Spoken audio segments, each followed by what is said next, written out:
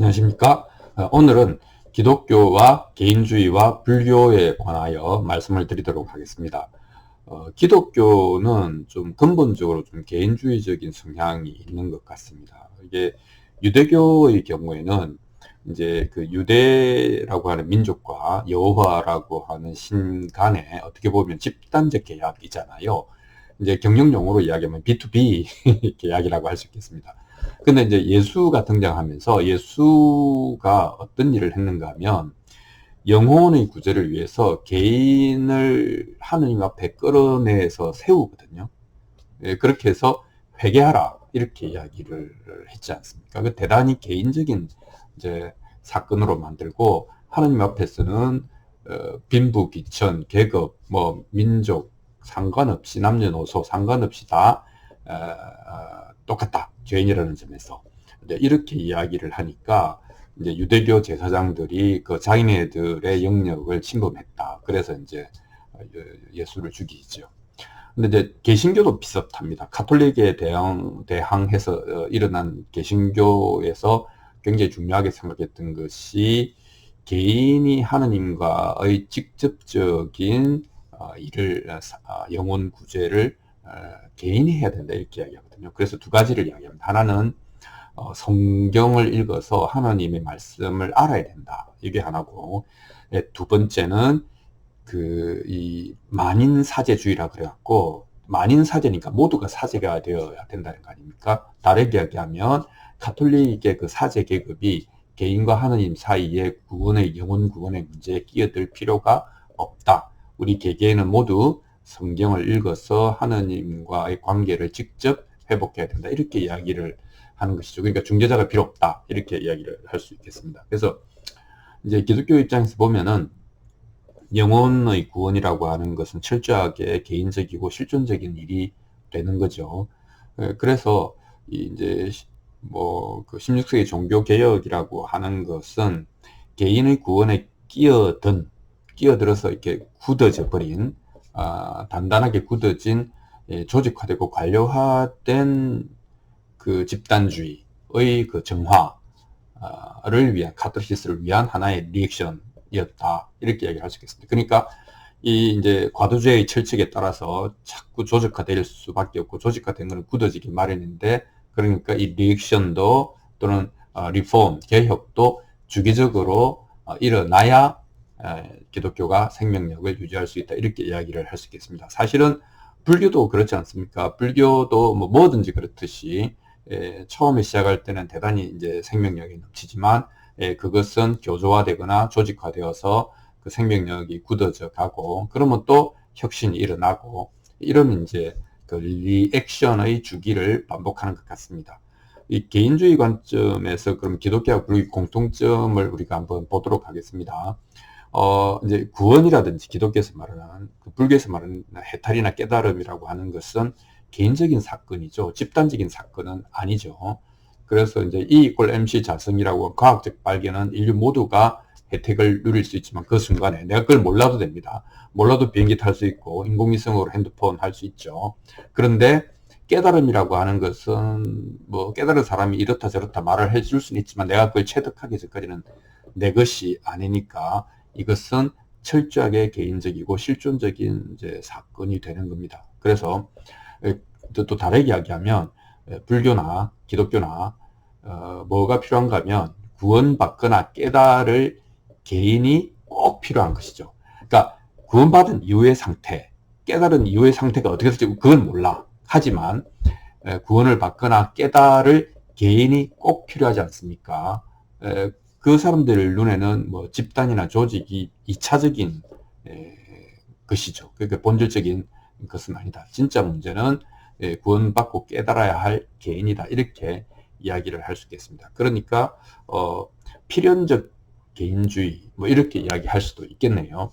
이에 비해서 뭐 유대교라든지 이제 하나님이 민족을 구원하겠다 하는 거 아닙니까? 그다음에 이 유교 같은 경우는 동북아의 그 한자 문화권의 유교 같은 것은 처음부터 이제 치국 평천화, 입세지향적인 그 세상 속에서 뭘 하겠다는 거니까 이 개인의 어떤 의식이나 영혼의 문제하고는 좀 사실 상관이 없는 것이죠. 그래서 뭐 종교나 혹은 뭐 사상이라 하더라도 이렇게 굉장히 실존적인 측면이 있는 것이 이제 기독교와 불교다, 이렇게 이야기를 할 수가 있겠습니다. 그런 점에서는 개인이 꼭 필요하다 이런 얘기를 할 수 있겠습니다.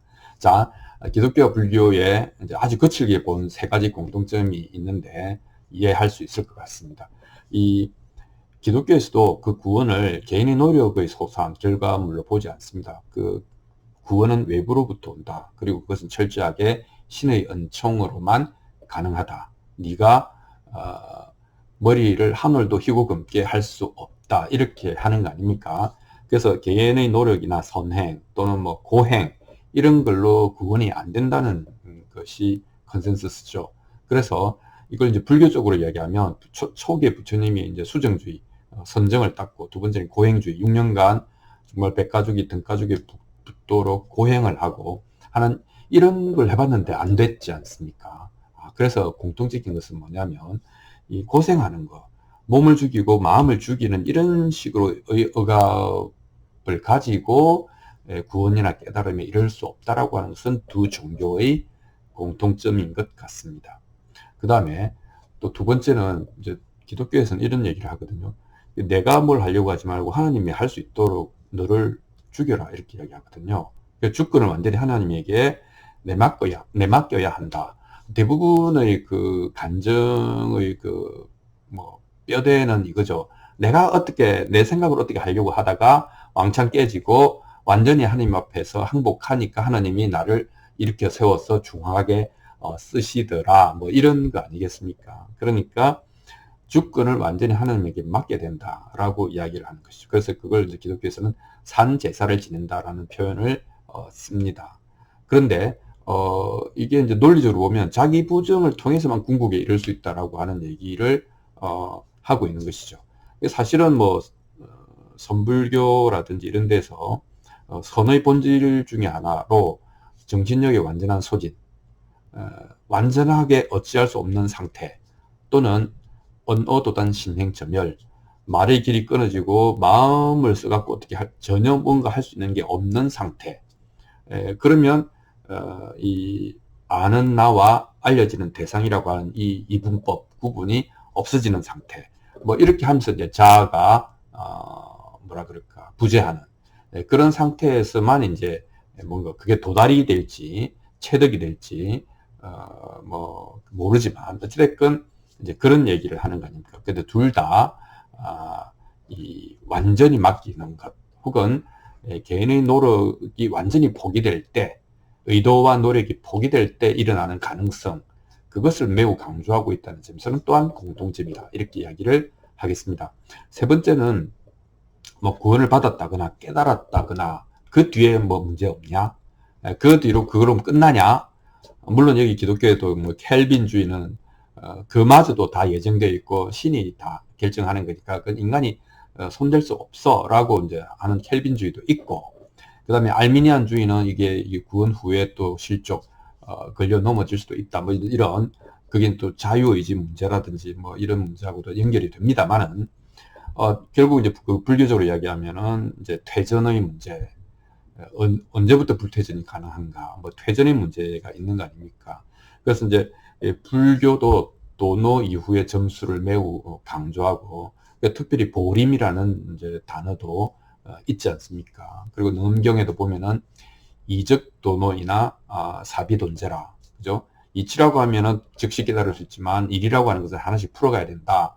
또 다르게 이야기하면 새로이 깨달을 것은 없지만 그 깨달음에 친숙해지고 깨달음이 완전히 기존의 그 뭐라 그럴까, 업을 혹은 습관을 완전히 없앨 때까지는 이제 항상 그 긴장까지는 아니고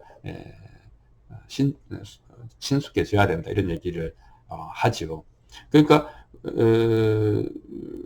구원은 어디서 오는가, 그 다음에 구원받으려면 어떻게 해야 되는가, 구원받은 뒤에 문제는 없는가, 깨달음은 어디서 오는가, 깨달으려면 어떻게 해야 되는가, 깨달은 뒤에는 문제는 없는가 라고 하는 점에서 그런 구조로 보면은 기독교나 불교가 그렇게까지 서로 상통하는 면이 없다고 할 수는 없다. 오히려 저는 상통한다 이렇게 보입니다. 자, 거칠게 보더라도 이것이 말하는 것은 두 종교 모두 결국은 에고를 가지고 뭘 할 수는 없다라고 하는 얘기를 하는 것 같습니다. 그래서 뭐 기독교에서는 죽어야 산다, 뭐 죽어야 살리라, 또는 뭐 거듭남 이런 표현을 쓰는 것처럼 불교에서도 이제 그 산은 산이고 물은 물인데 그 다음에는 산은 산이 아니고 물은 물이 아니었다가 그 다음에야 다시 역시 산은 산이고 물은 물이더라 이렇게 이제 가고 있지 않습니까? 뭐 시무도 소를 찾는 과정도 똑같고 이제 그렇게 보면 두 종교 모두 에고를 벗어 던지는 것이 목적인데 그 아이러니는 에고를 벗어 던지기 위해서 에고에 기초한 개인주의가 매우 꼭 반드시 필요하다 하는 이제 그 생각들을 가지고 있는 것 같습니다. 자, 오늘은 기독교와 불교를 개인주의라고 하는 관점에서 한번 같이 놓고 상통하는 점에 대해서 이해를 해보려고 여러분들과 말씀 나누어 보았습니다. 감사합니다.